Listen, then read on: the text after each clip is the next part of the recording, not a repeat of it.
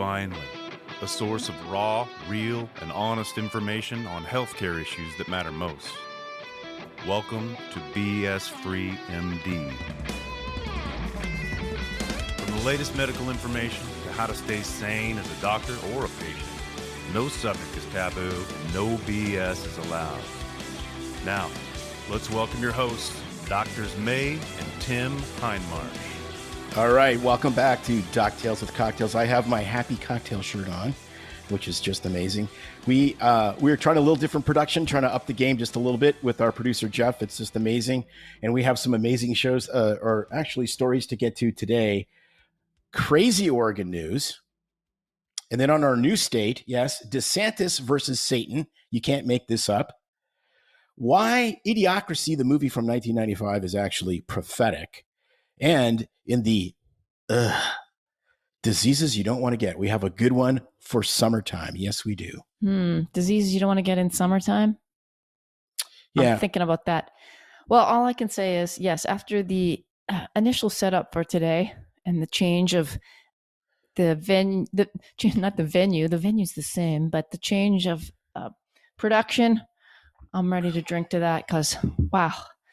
This is a lot of work, cameras and audio, and I'm not techie. And anyway, yeah, but let's do the work, which is hopefully we'll share what we're drinking later, informing and entertaining people. So, all right, here we go. Crazy Oregon news. All right, what do you got? Oregon doctors could soon lose their license under microaggressions under proposed medical board rule. So I did about 40 minutes on this with Rick Dancer on his show, Get Real with Rick Dancer. And it's really crazy. So the Oregon Board of Medical Examiners are the ones that control your state license. You have to have a state license to practice medicine. So if your license is taken away, it's worse than getting sued because you can't earn money in that state. And if you go to another state, you're going to have to explain to them why your license was taken away.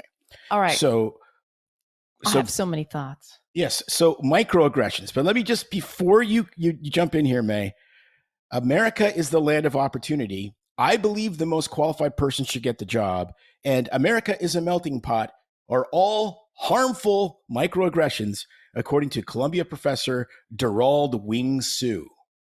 Take it from here, sweetie. America is a melting pot is a microaggression statement? Yes. Because, okay, so because it has to be something that can be interpreted by a minority. Oh, that it could irritate or offend them. So if you're a white male, you can't be microaggressed against. Ooh, that's even more racist. Or this has to be something that could be interpreted by a minority as a holy cow. Well, first of all, microaggressions by doctors. So I'm assuming, people are going to, I think, assume that it's not microaggressions happening to doctors, because, man, does that happen on the daily? Or macroaggressions, exactly, for that matter. Right? So it's only one-sided. It's if doctors microaggress, this is patients, not staff or anybody else. Anybody. No, it's anybody.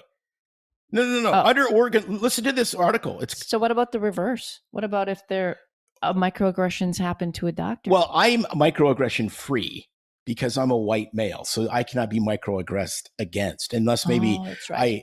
I'm short, so maybe they could do some microaggression against my height or something. How do they know that you're white? You might be. I think mulatto is a term you can't use it anymore. Well, you might be. There's every term you can't. You might be black, and how do people know? That's a prejudice. Yes. But you have to read this to okay, I'm getting way off topic. But under Oregon law, doctors who fail to report unprofessional conduct from themselves or a colleague within 10 business days can face severe penalties, including loss of license. The state's medical board is in the process of shoehorning microaggressions, innocently intended behaviors interpreted by women or minorities to be subliminal communications of bias. Wait, subliminal communications of bias. Interpreted? That part interpreted by women or minorities, right? Not interpreted by men, or not interpreted by rational human beings. Interpreted by women or minorities. Holy smokes! Okay, so if I, as a female doctor,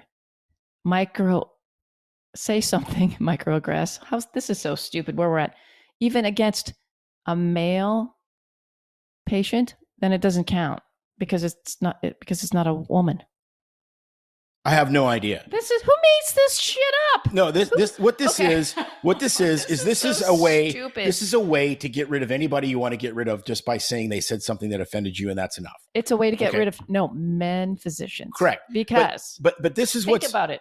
Right. Because if you're offending women or minorities, so a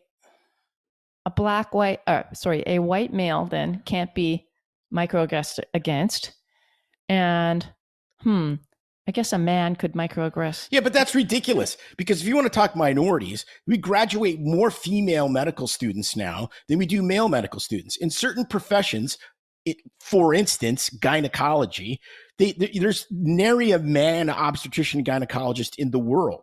So you would be a huge, not in the world, but in the United States. So if you're a male gynecologist, you are like the minority of all minorities, right? Right. So what if you go into the break room and they're like, oh, there's too many, there's these men they don't know how to handle women. They never had a baby, so they shouldn't deliver, whatever. Like I would say that would count. Well, it wouldn't count because according to this, if you're a white male, you're screwed. This whole thing, first off, before we even dive into the ramifications of this, is how it's all the wording and how it's set up. So it's, like I said, if it's against a woman, women, or minorities, I mean, that tells you right there who wrote this stuff. And right. And this is someone with a micro penis.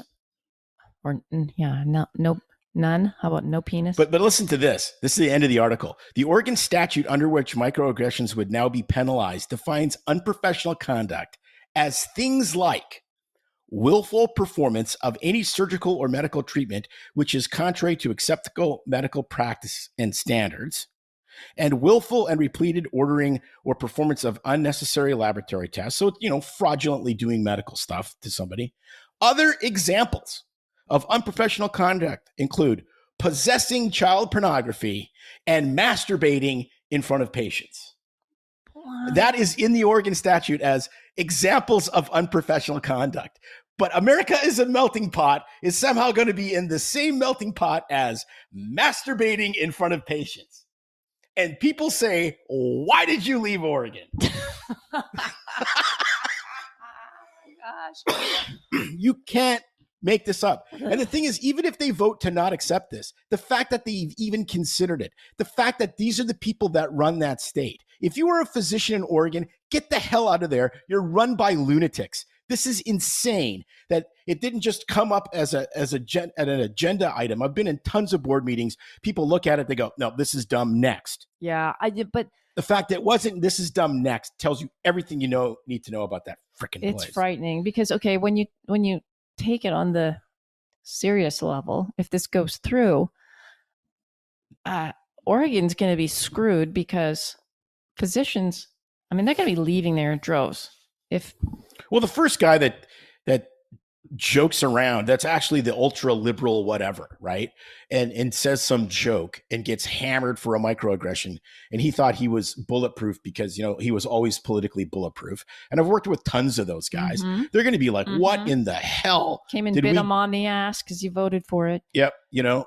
As Obama used to say, elections have consequences. But, as you were talking about with Rick Dancer on the show and getting into the patient care is going to suffer because of it, because no doctor then is going to be honest with the patient. Nope. They're going to keep their mouth shut. Nope. Instead of being able to honestly come out and say, you need to lose weight. This isn't any kind of statement that the patient interprets as a microaggression, that the physician is, looking out in their best interests, but is being honest. Now they're not going to say anything. Exactly. That's a classic one is perhaps, your weight is an issue.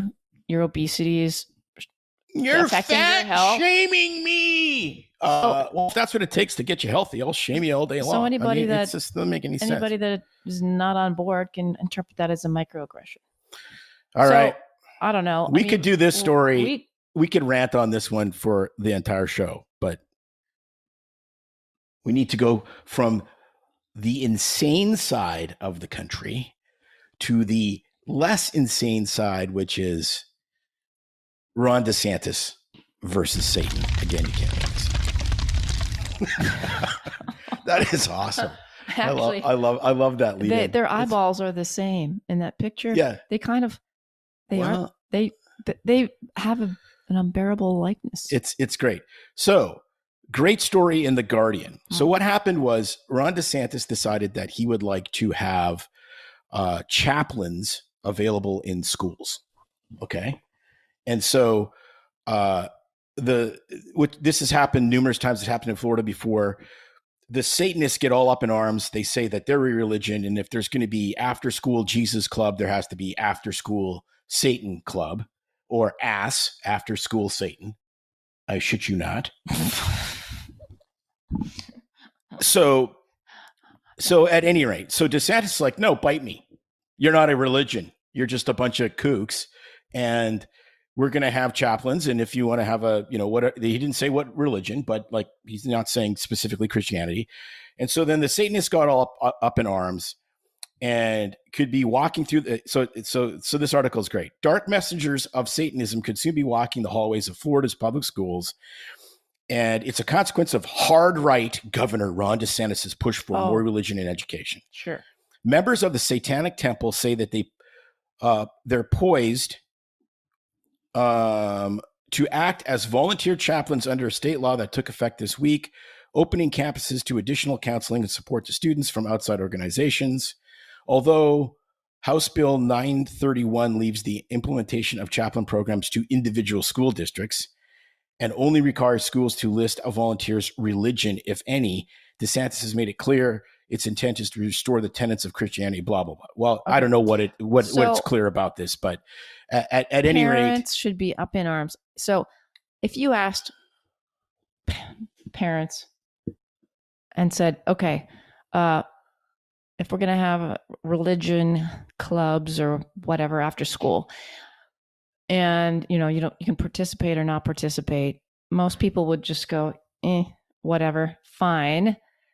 But if you said Satanists have to be allowed, they're the whatever it's called, the Satanist club, has to be included. People will be like, no. Okay, so how many people do you think are going to be, even if you're not a Christian, are going to be opposed to Christian clubs? It's just like, well, I just won't send my kid, or I don't believe in that, so they won't go.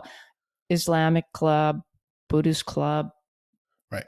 Pick your thing, Mormon club. But the thing it gets crazier. But Satanist club? I mean, that's just harmful and not helpful. But it's more, it's just weirdos. And that's the thing, right? Like, so we way back over a year, 18 months ago, we did Doc Tales about the Satan Con and how they're committed to not having government overreach and doing whatever they want and worshiping basically science. They say they don't worship Satan. And so that's what DeSantis is saying. You can't be a religion because you claim you don't worship anything. So if that's the case, it's not a religion. Screw you. You can't be a chaplain. So that's kind of what he said, right? Satan Con. So remember Satan Con? So I think it was Bob Memory or one of those guys on Instagram went and interviewed these people that were going into Satan Con, right?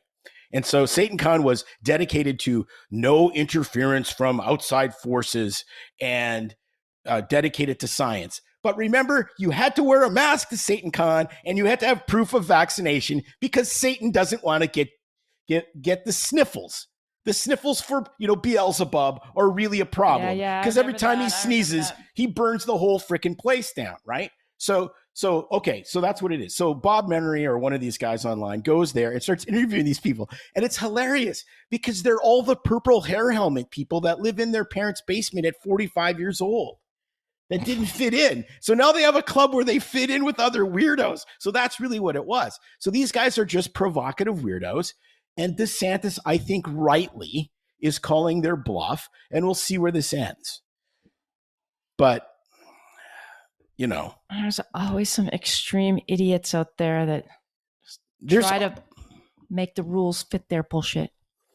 There is. So what are we drinking Today we're actually non-alcoholic. It's the today. morning club today. We've got our little We have cup our of Joe. Stumptown Coffee Roasters, Holler Mountain. Holler Mountain is the flavor. Is the flavor. The blend. Organic coffee with creamy and caramel blend. Stumptown. From I would Portland. love it if they would sponsor our show. But they probably voted for the microaggression implements. So I don't know. I'm just guessing. We don't know. Although the last time we made a communism joke about an Oregon company, they were the least communist of anyone that we've ever worked with. So there's that. There you go. Stumptown. They did name Stumptown after killing trees, though, not after the stump that's left after someone cuts their genitals off because they're trans. That's a different Stumptown. Now it's appropriate Stumptown. for Portland, but a different Stumptown.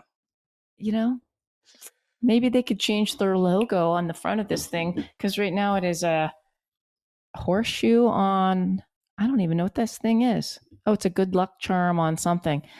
But yeah, anyway, you can get Stumptown. We did not get that shipped. You can buy it locally here at our fresh market. They ship it the whole 3,500 miles across the country. That's right. So if they would like to ship it directly to my mailbox. They may not, because they know that DeSantis and Satan are having a throwdown. There you go. All right, next. Cheers. And yeah, I need to. We could more. have put some Baileys in this stuff. I think at this point, we could have put that chocolate liqueur from the the cocoa, chocolate cocoa vodka. Yes, from the Loaded Cannon. The Loaded Cannon Distillery. That would have topped that off very nicely. Okay. What do we have next? Oh, we have Idiocracy as prophecy. Yes. So the 1995 movie Idiocracy was almost prophetic. Apparently, I have to double check this, but it was on social media, so it's true. They looked for the goofiest shoes that they could find to make these people look really dumb. And they found this brand new company that was emerging, and they said, those shoes are so stupid and awful, no one's going to buy them, and everyone will laugh at it, for years to come in the movie. And if you look closely, apparently, at the movie Idiocracy, they're all wearing Crocs. Really? Yes. No way. So there was that prophecy. But no, there's this. I just had my Crocs on yesterday when I was doing some yard work. There's this prophecy. I need it up on the screen there for birthing people. Okay, this is from the New England Journal of Medicine, the number one journal, at least in the United States, probably the world. It's them and the Lancet, depending on what side of the pond you're from. Black birthing people are more likely than white counterparts to face life-threatening conditions. Example, preeclampsia and postpartum hemorrhage and pregnancy complications. From the New England Journal of Medicine, the brain trust of medicine for the entire world. Black birthing people. You mean women? But are they women? No, they're black birthing people. Maybe they're not women. Maybe they are men with a uterus now trying to. Well, that's what they're trying to say. I'm even confused. I don't know what that means, and I'm a physician. Are they trying to say women and just be politically correct? Are they trying to even? Man, that yelling when you have a cold is bad for you. It is. Yeah. Are birthing people that aren't born women that are now trying to be women with a uterus, or does it include anybody that's trying to have a baby? I don't even know what the hell that means. So I'm confused, and I'm a doctor. And maybe that says a lot about me, and I'm not with it, but I don't really give a shit. Well, no, I don't. No one's a birthing person. But here's the point. They used to talk about the war on women, right? Republicans have a war on women. They're anti-abortion, and they want to keep you. It's the Handmaid's Tale. You're just a breeder, and all of this completely outlandish stuff, right? And then you go, but war on women. How about a 6'2" tall kid running in high school track that's a boy that says he's a girl? That's a war on women. Saying black birthing people instead of black women, that's the war on women. Who's actually got a war on women? Come on, and I, come on. It's not I say conservatives that are like, you know what? Maybe it's good to stay. It's like Tucker Carlson, right? Maybe it's good to stay home and have a bunch of babies. You'll be more fulfilled than if you're, a defense attorney. Well, that may be true for a lot of women. But if you even talk about it, somehow that's a war on women. But some guy saying he's a chick and going to UFC and punching a woman until her skull was broken, which actually happened, that's not a war on women. No, that's actually a guy punching a woman. That's a war on women. That's a boxing person boxing another boxing person till their skull's broken. Can you imagine if we did that? Up. Okay, why don't the Olympics do that? Why aren't they all swimming people? There's some. No. So what I mean is, so Leah Thomas is booted out, rightfully so. But I just meant in general. What if we just called the news and said, "Oh, now the swimming people are swimming their race"? Even then, how do we identify? Well, there'll be no. What's the women's team and the men's team? Well, there won't be. I mean, that's the point. If this goes to its logical, if this illogical idiocy goes to its logical conclusion, there's no women's sports. No. What I'm saying is, if you're using the term, you could still segregate them, a women's race and a men's race, but technically using their verbiage, you have to just call them swimming people no matter what. Right. And then you don't know who's racing. Correct. Because do you know what I mean? Because there's obviously no biological differences between men and women, right? And it's just like, and that's the problem. That's why you can't give the language away. You can't give the English language away to these people because they'll manipulate it, and because it matters deeply. It's like, no, it's men and women. No, gender and sex they're interchangeable. Sorry. You got Beans and Franks, you're a boy. That's your gender and your sex. When are people going to stand up and just start calling BS on this language? Well, and that's the point. You can't let the language police in, because if you give them an inch, they'll take 100,000 miles. And it's exactly, I saw an interview with Steve Bannon on Great Britain News Network or whatever. And it was awesome. He says, you got to get to the point where it doesn't matter what they call you. They're going to call you a transphobe, a homophobe, a phobophobe, a jellybimophobe, a racist, an anti-thisist, or whatever. He goes, you don't care. Like, when you don't care what you're called and you speak honestly, all of a sudden you have all this power. Well, I do care what I'm called, and I'm not going to be called a birthing person. Right, but so I'm offended by that. No, I get what you're saying, but they're not. They're saying that I'm going to use their terms and say I'm offended by that. I am a woman, and people that have babies are women. Hear me roar. So get behind all the women. They're not birthing people, and we don't want to be called that. And for the that's what happens. Half a micro% that are trying to do that. No, we'll piss off 99.999% of the population, so we don't piss off 0.01% that's clearly mentally ill. That's what's just so complete. Right. That's the insanity. That is the idiocracy. And the sad thing is yeah, you're right. It's all about taking away I feel like it's taking away women's rights. Well, it is. But the biggest disappointment for me is, where are the women?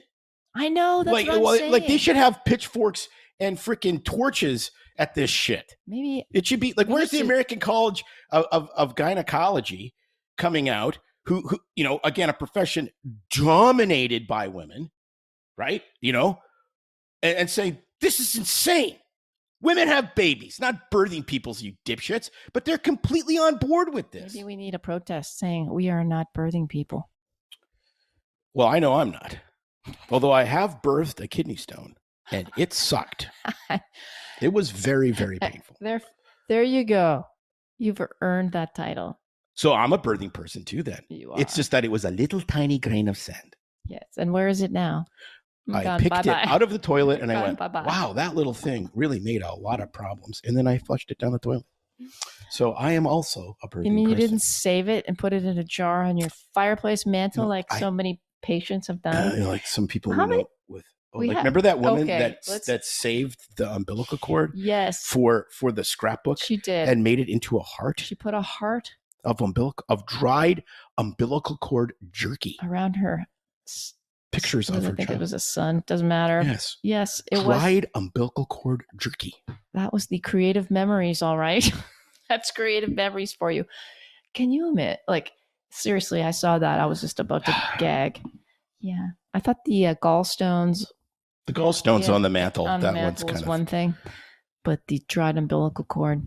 Yes. In the photo album. Whatever happened to bronzing babies' shoes? I have those. And I threw them out when we moved. That's too bad, because that's a real throwback to the 50s and 60s. Oh, what are we going to do with those? All right. We got one more story, which is don't get this. Don't get this? Don't get this. Ew! Ah, yes.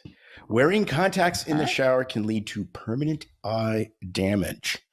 Acanthamoeba keratitis is an eye infection that can be contracted while wearing contacts in bodies of water or while showering. And look at how great that looks. Because literally there are microscopic amoebic parasites crawling around in that poor person's. See them, as well as the what? Is that a layer of pus at the bottom? No, it's just an occluded.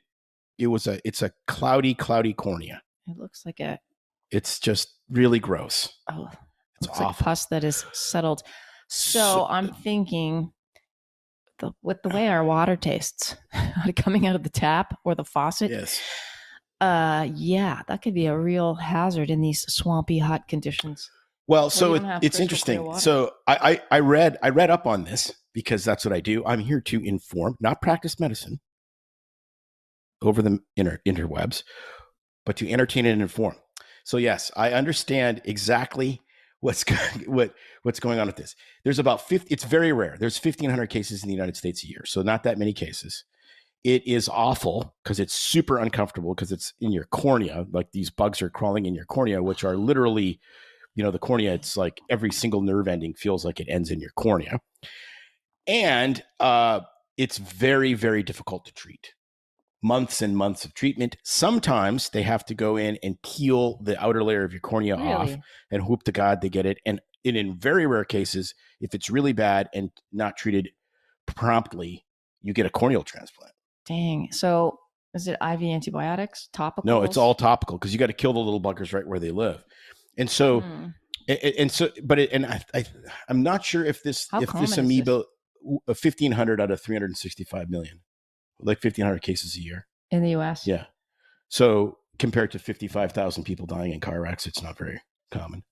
The problem is, it's 90% of the people that get this wear contact lenses because the thinking is they live in water. I think it's fresh water. I don't think they live in marine water.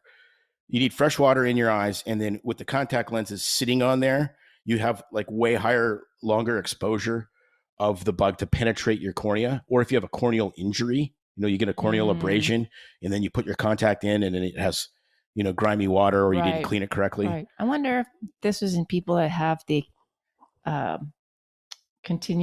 there's a difference, would make sense. It would be in people that have the continuous wear contacts instead of the ones that the dailies. The dailies would be better. The dailies would be better because you swap them out.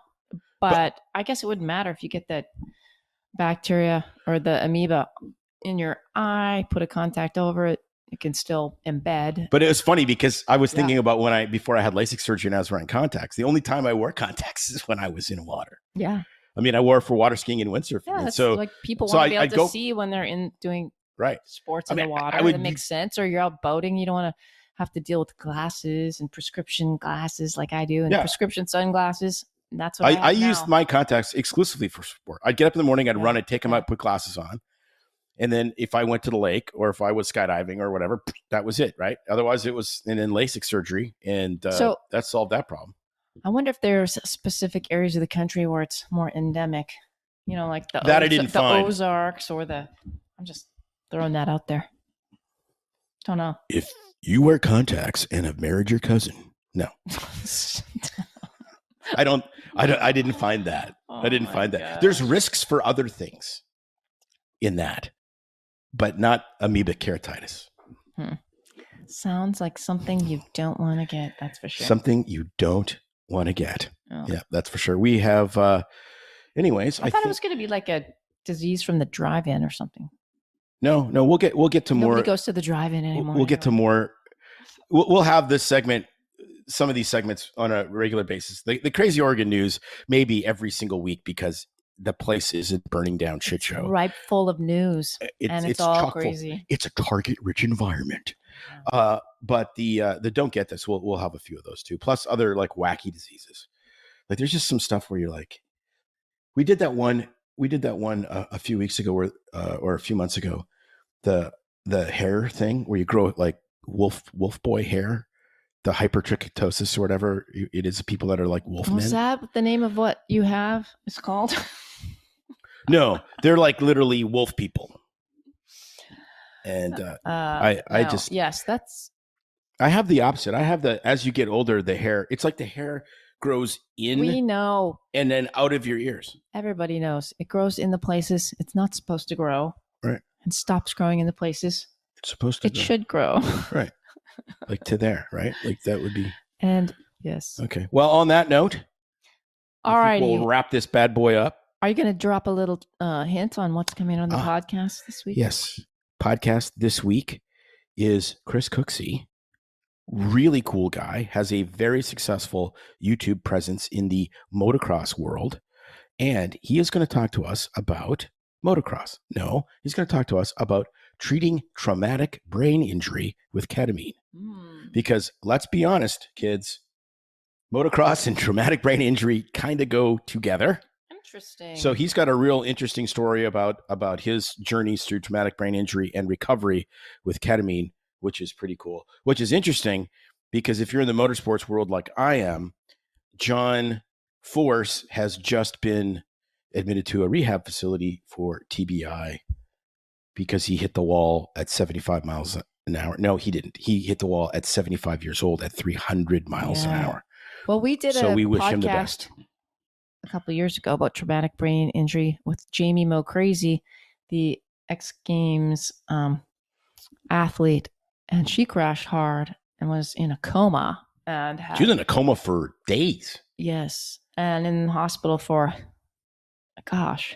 well, by the time she was done rehab, I think by the time she was done rehab, it was over a year. And great episode though. How she recovered without ketamine or drugs is an amazing episode too. So Google that one, Jamie Mo Crazy on BS3MD, to hear that story because her mom and their foundation does amazing work helping people recover from that. So this will be an interesting episode to compare what Chris has gone through. Absolutely. All right. All right. Well, check out our new fancy website, bs3md.com, where you'll take a little ride with Tim on the homepage on his motorcycle, and then into the website where you can navigate some of our Truth Serum episodes, see all of our videos that are posted on Rumble, YouTube, and elsewhere, as well as a lot of other fun photos of us. So please check that out. Write to us anytime, doc@bs3md.com. We love your emails. We love your suggestions. And thanks for being there and listening. All right, everybody. Till next time. It's no secret that medicine is a bit uptight. That's why Tim and I created BS Free MD, to mix things up a little and have fun in the process. Besides, we are having these exact same discussions all the time, so we thought we might as well invite everyone to the party. If you really like us, you can get plenty more and maybe see one of Tim's cool tattoos on our Instagram or Facebook pages at BS Free MD. See you next time.